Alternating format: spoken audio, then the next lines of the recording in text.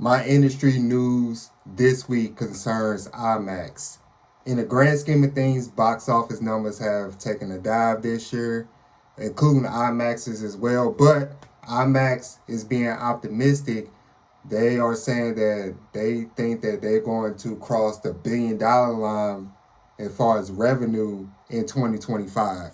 According to the Hollywood Reporter, this year IMAX made $91.5 million in the third quarter far as revenue, which was down from 2023, which they made $103.9 million. Last year, the big release Oppenheimer helped IMAX get his numbers up, but this year, since overall the movies haven't had great reviews among fans, they experienced a dip. But they did, in this article from the Hollywood Reporter, said that Deadpool and Wolverine kind of helped things out. Even though they experienced some losses, they being IMAX have announced that they are setting up new theater systems in countries like Saudi Arabia and Japan to help its global outreach. And that's their biggest goal in 2025, along with crossing that $1 billion line. Next year, IMAX will have 14 films coming to their theaters, coming to their experience, which includes Mission Impossible 8, Captain America Brave New World, and Superman Legacy. In 2026, they looking to add the Avengers, the next installment of Avatar, and the next installment of Toy Story. The CEO of IMAX, which is Rich Gelford, believes that the lineup that's coming the next 2 years to IMAX looks to be very promising, and they believe that movies are entering a new and exciting time after a down year from this year. The impact, IMAX would definitely be impacted by this because it seems like that they're pushing their casino chips towards the global market with the films that they got secured for the next 2 years.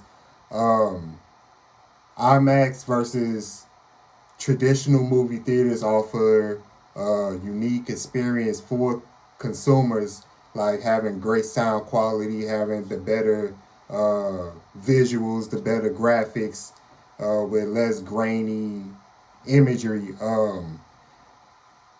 They do have that advantage, but you know, them going to global markets and having these films coming in next year and in 2026 will tell if the company is actually growing as they are projected to.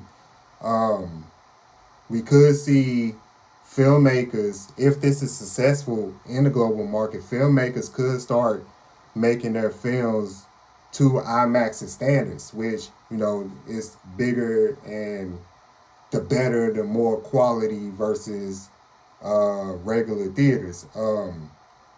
Consumers will dictate whether IMAX is successful in this, especially in the global markets.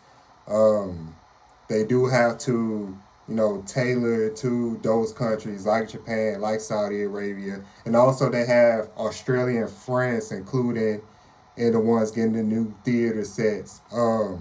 They have to make sure that they know how to market in those territories. Right now, IMAX has shop set up in 90 different countries, which including those four that I mentioned.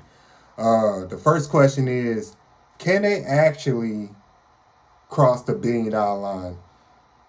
Along with consumers, their success also, in my opinion, depends on the movies themselves. For instance, let's take Superman Legacy, which is coming from DC Studios. Over the years, people have beaten DC Studios over the head as far as their quality in film and the plot lines and everything. And if Superman turns out to be a flop, I mean that won't help IMAX's case.